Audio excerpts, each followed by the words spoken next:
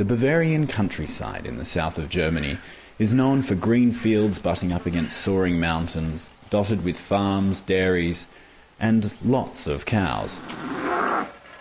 For many, it's a rural retreat, a place of peace and relaxation. But it's also home to a company that claims to have harnessed a technology which may hold the clue to many a sleepless night. After 6 months on the market in Germany, the company Nacht-Milchkristalle has just acquired its German patent.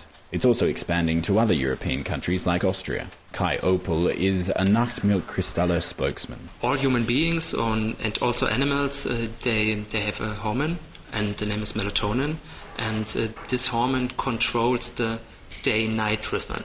Melatonin is already available as an over-the-counter additive in the United States, but is far more restricted in Europe. Plus, it's also available as an additive in some American canned drinks. The American Federal Drug Administration even started looking at the issue earlier this year. The problem is that normal milk isn't brimming with sleepy melatonins, or would theoretically all be asleep in our breakfast cereal. So the night milk has boosted levels of melatonin, which are induced through light. The cow needs much light during the day and no light during the night. Normally there is light in the cow shed, also during the night. And that's why there's less melatonin in the milk and in the blood. So we installed lights, and these lights are burning the whole day. But during the night, we switch the light and we have red light. We need red light because it's long-waved light.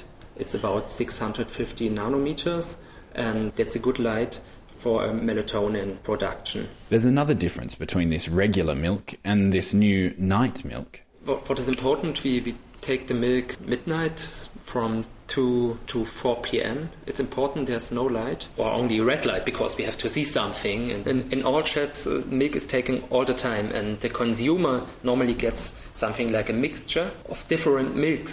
So if you drink milk from the supermarket, you have milk from 1 p.m., from 6 p.m., from 8 p.m., from 3 p.m., and this milk is mixed. But we only take the night milk.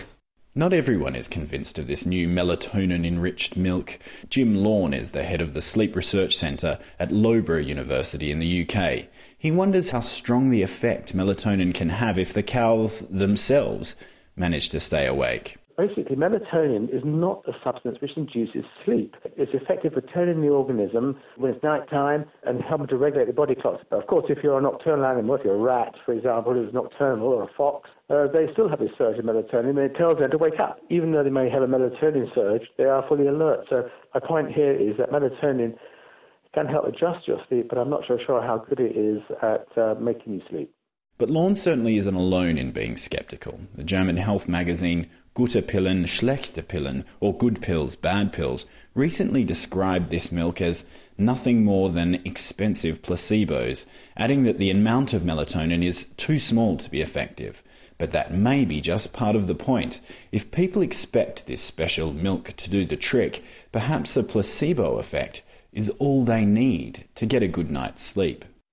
I think there's a mind of a matter here, to tell you the truth. It sounds very nice, and I think people think of a milky drink as something which helps you sleep. There's a comfort and things like this, and the thought it contains melatonin as well might be all part of the impression you might get that this is going to do you good. But I'm not saying it's not effective. I merely say that, again, let the buyer beware. You know, I'm not so sure whether you can expect great things from melatonin anyway, and whether it's effective in this milk is another matter. Either way, I think I'll just stick to counting sheep to get to sleep. Or maybe I should start counting melatonin-producing cows bathed in red light instead. Jonathan Gifford, Deutsche Welle Radio, Munich.